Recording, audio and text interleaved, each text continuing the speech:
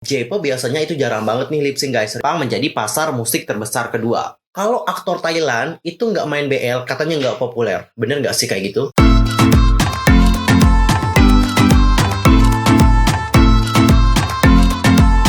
Annyeonghaseyo Wacagidul, Yusuf Kim Emida, welcome back to my YouTube channel. Nah, gimana kabarnya hari ini? Baik-baik aja dong ya. Dan pokoknya buat kalian yang lagi punya masalah, lagi galau, lagi sedih, pokoknya tetap semangat ya guys. Don't give up. Cheer up baby. Oke, untuk hari ini kita itu akan ngebahas tentang perbandingan dari K-pop, J-pop, dan juga Thailand pop. But wait, sebelum itu pastikan dulu dong untuk bantu perkembangan channel aku dengan cara subscribe, bunyi loncengnya, serta jangan lupa juga buat like, comment, and share ya. Tanpa basa-basi lagi, langsung aja yuk kita bahas bersama-sama.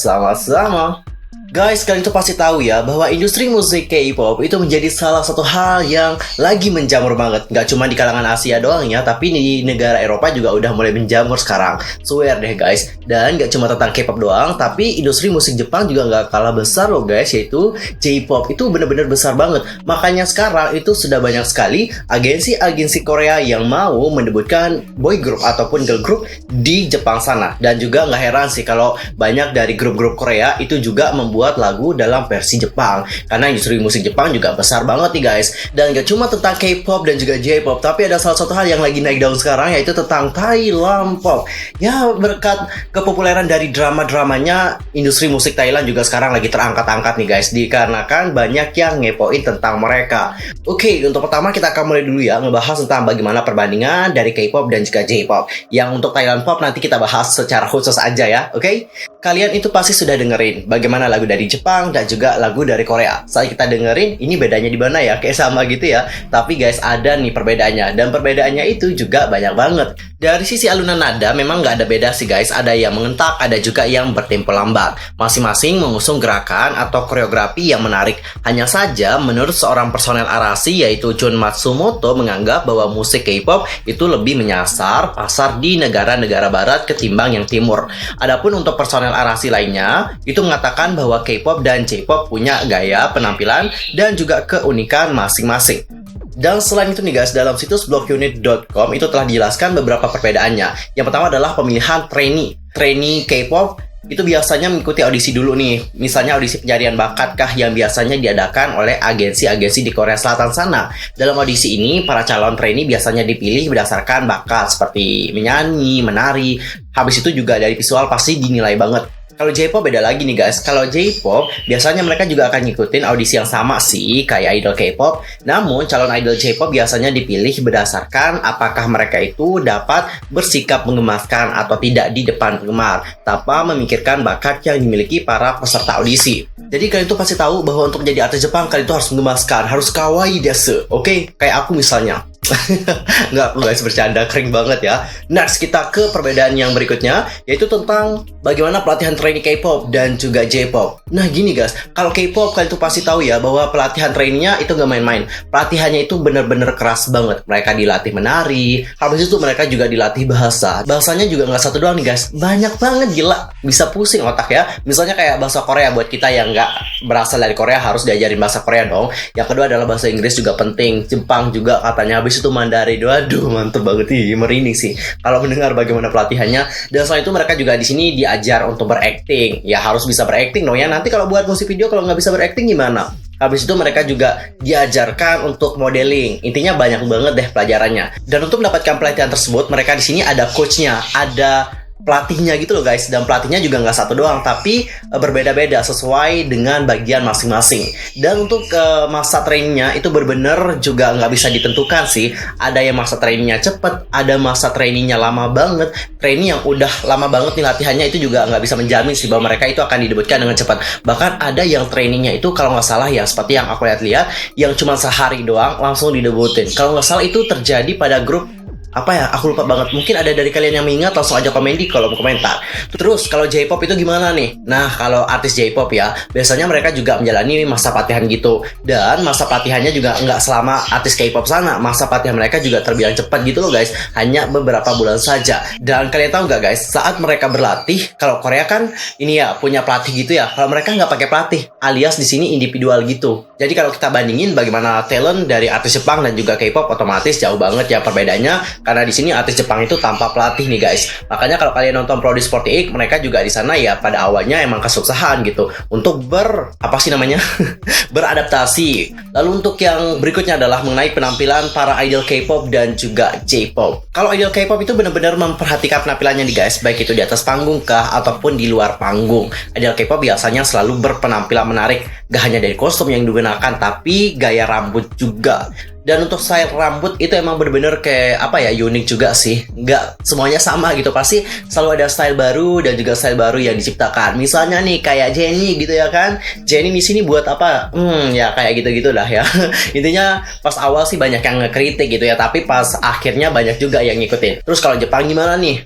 Kalau Jepang sih beda lagi nih guys. Kalau soal penampilan mereka itu sederhana banget.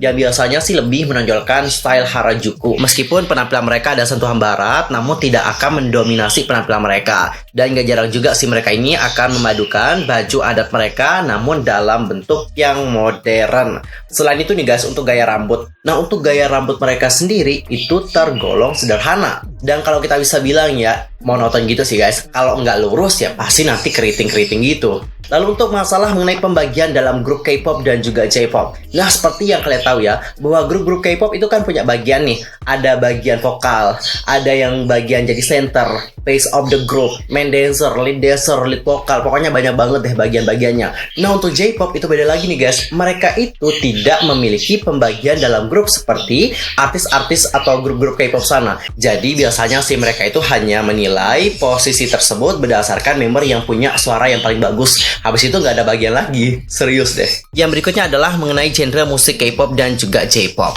Kalau untuk K-pop, genre musiknya itu dapat kita bisa bilang beragam sih guys. Bahkan boy band ataupun girl band Korea memiliki komposer dari luar negeri. Ataupun mereka juga ngebeli lagu di luar negeri, kemudian merombaknya lagi dengan nuansa K-pop. Jadi nggak heran lagu K-pop itu mudah diterima oleh masyarakat luas. Kalau J-pop, untuk genre musik masih cenderung ke rock atau ke pop rock. Sehingga jarang sekali boyband atau girl band Jepang menyanyikan lagu yang sedih. Kebanyakan genre lagu mereka adalah ceria dan membuat kita menjadi semangat. Selain itu mereka juga masih khas Jepang gitu sih. Bahkan alat musik mereka juga khas-khas Jepang. Lalu untuk masalah yang berikutnya adalah mengenai masalah mini album, single K-pop dan juga J-pop. Kalau di K-pop itu kita mengenal istilah ada mini album ya, dimana di mini album tersebut hanya berisi 4-5 lagu saja. Dari 4-5 lagu tersebut ada salah satu lagu yang nantinya akan digunakan sebagai lagu utama. Nah kalau untuk di J-pop, jadi istilah single itu berisi 2-4 lagu. Dan biasanya single tersebut diluncurkan bersama dengan musik video. Plusnya J-pop adalah single ini merupakan bagian dari album, sehingga mereka mendapatkan penghasilan dari album dan juga dari tiap single yang dikeluarkan. Lalu untuk masalah mengenai original soundtrack atau OST. Nah kalau K-pop sendiri, untuk original soundtracknya mereka akan memisahkan antara album dan juga OST untuk drama atau film. Mereka juga tidak akan mencampurkan OST drama dengan album mereka sendiri. Kalau untuk J-pop ini akan menggunakan satu lagu untuk dijadikan album, OST, dan single. Sehingga mereka tidak dua kali bekerja, malahan mereka itu akan mendapatkan pendapatan yang berlipat-lipat. Lalu yang berikutnya adalah masalah mengenai image. Seperti yang kalian tahu bahwa idol K-pop itu dikenal dengan image yang sempurna ya, baik dari visual hingga bentuk tubuh. Dan untuk mendapatkan hal tersebut itu benar-benar susah banget. Ada yang diet ketat, sampai ada yang melakukan yang namanya operasi plastik. Nah kalau untuk idol Jepang itu beda lagi nih guys. Nah idol Jepang itu cenderung tampil apa adanya dengan kelebihan dan juga kekurangan yang mereka miliki. Jadi ini yang aku suka dari Jepang. Jadi kita nggak mendengar ada yang sampai diet ketat banget gitu loh guys. Bahkan aku pernah ngelihat salah satu member dari AKB48, kalau nggak salah si Honda Hitomi ya. Jadi sebelum dia ngikutin atau sebelum dia join ke IZ*ONE, dia itu kan terlihat kayak bener-bener sehat gitu ya. Sehat dalam artian punya pipi yang bener-bener cabi banget. Nggak cabi banget sih, intinya kawaii banget deh. Pokoknya intinya aku suka banget. Pas gabung di IZ*ONE, kayak pipi cabinya itu hilang gitu loh. Jadi kayak kemana pipi cabinya Hitomi? I miss that gitu loh. BTW burunya agak gitu ya, berkicau pagi-pagi. Kayaknya tadi malam nggak dikasih jatah gitu ya. Harus dikasih jatah emangnya biar bisa diam gitu. Kalau nggak dikasih pasti gitu. Ciao, ciao, ciao. Oke, langsung kita akan masuk ke perbandingan berikutnya, yaitu mengenai masalah musik video. Nah, kalau untuk K-pop, biasanya untuk musik videonya sih itu akan dibuat dengan konsep yang sama seperti lagunya. Selain itu, dalam pembuatan MP, mereka juga bisa menghabiskan waktu yang lumayan banyak sih. Ada yang 3 harian, sampai ada yang seminggu juga nih guys. Mereka juga akan totalitas ngebuat satu musik video itu, dan bisa dibilang biayanya juga tidak sedikit.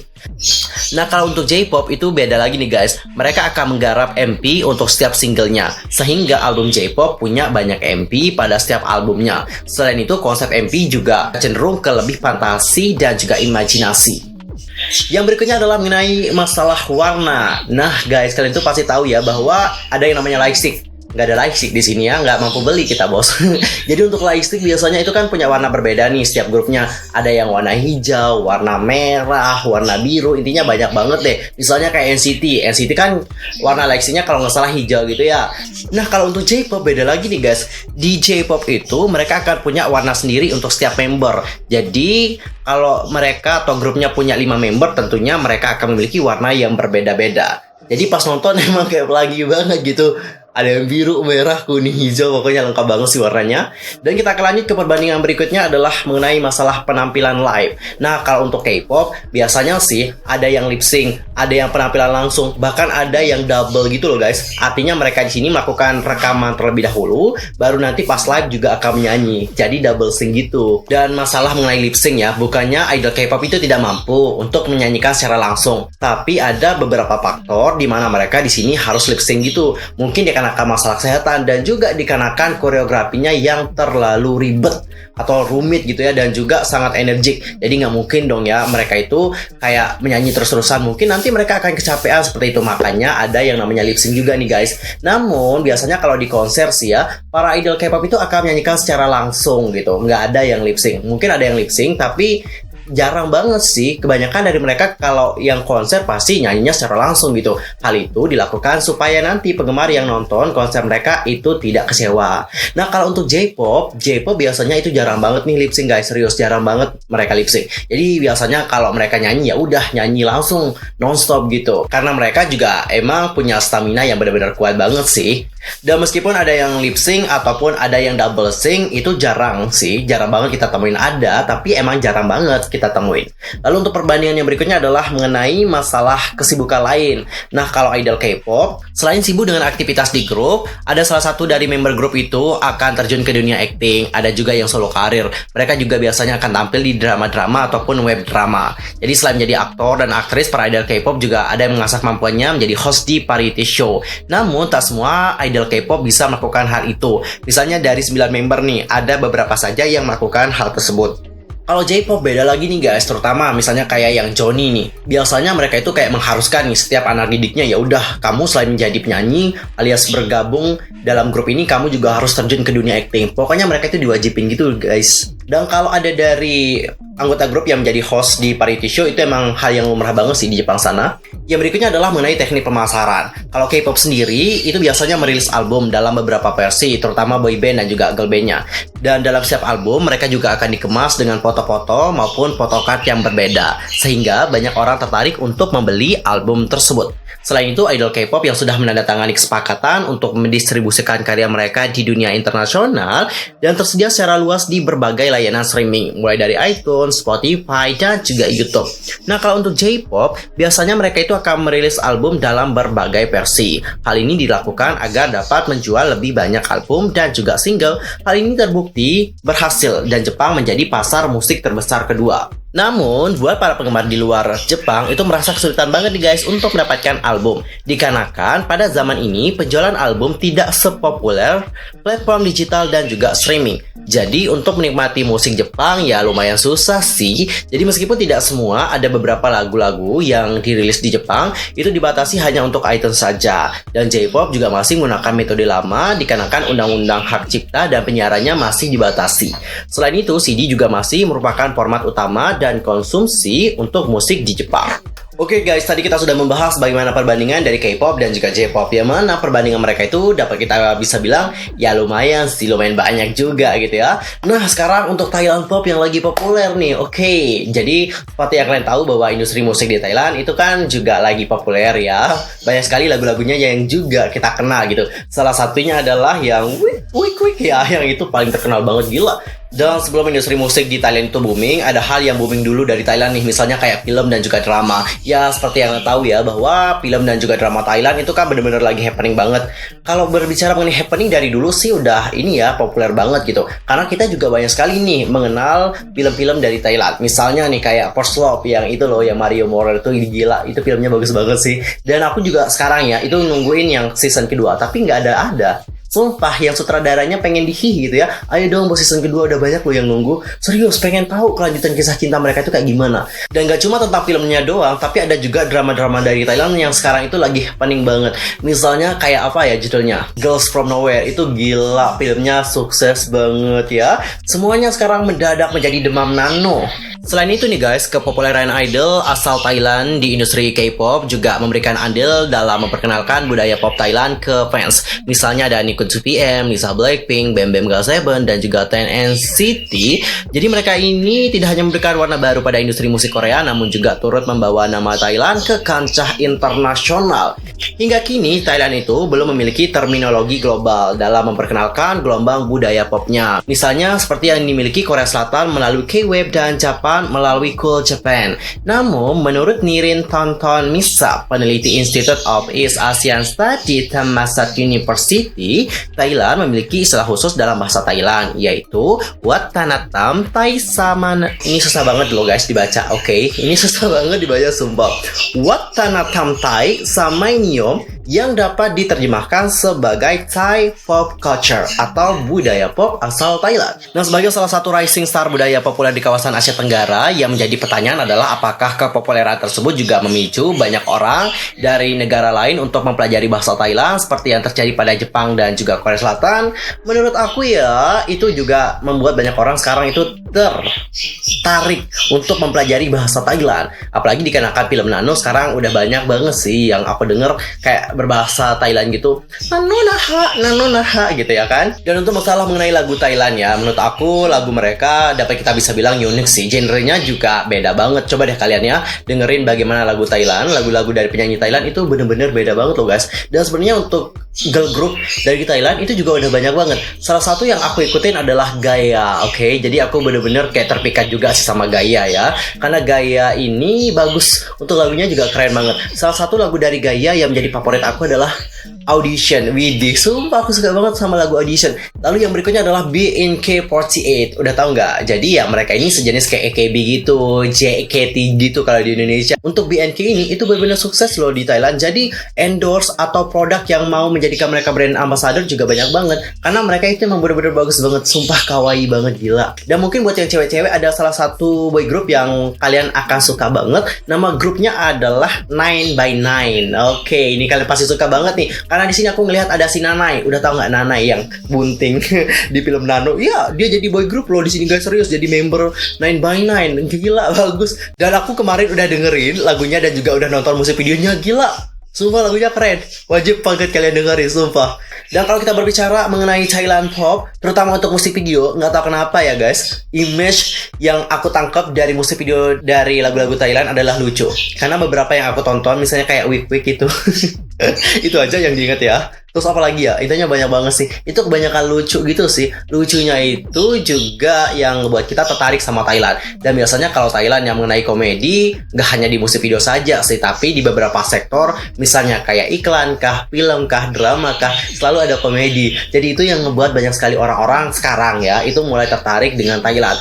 Dan Thailand ini juga dikenal sebagai negara yang berani ya. Karena kalau kalian lihat itu kan banyak banget nih film-filmnya yang bertemakan, maaf, misalnya kayak LGBT gitu. Dan bahkan ada juga pernikahan yang sesama sesama jenis gitu kan di Thailand. Dan itu juga sempat heboh banget kemarin dibahas oleh netizen Indonesia juga. Dan aku kemarin sempat nih ngelihat ya beberapa komentar. Jadi waktu itu aku sempat ngebahas film yang Girl From Nowhere. Kalau aktor Thailand itu nggak main BL, katanya nggak populer. Bener nggak sih kayak gitu? Jadi dikarenakan komentar itu, aku pun melakukan penelitian di sini guys, serius. Aku teliti habis-habis, bongkar habis-habis bagaimana aktor di Thailand sana. Salah satu yang aku dapatkan adalah kayaknya bener-bener iya deh. Karena aku lihat emang dampak yang ditimbulkan oleh film BL itu benar-benar besar banget sih. Contoh yang paling populer, Together. Yups, Together nggak sih? Yups, itu deh. Nama pemerannya adalah Bright Cerah. Yups, itu sih namanya. Aduh, mohon maaf ya kalau salah, ntar komen di bawah. Intinya dia itu benar-benar kayak populer banget, gila ya.